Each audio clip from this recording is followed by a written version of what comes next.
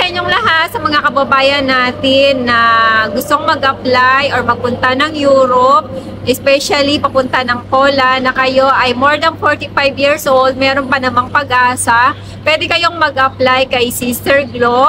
I-message nyo na lang siya, alamin nyo yung mga details at kung magkano ang inyong gagastusin.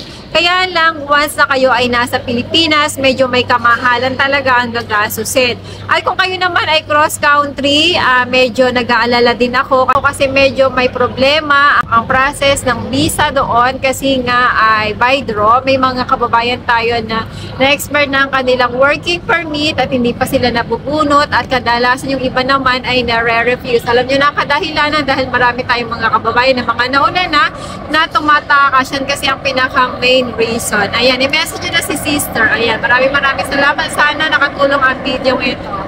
At kung hindi ka pa nakaka-subscribe, i-click mo na ang subscribe button at para ma-notify ka na may bago akong upload, i-click mo na ang bell button, yung all. Ayan, maraming salamat!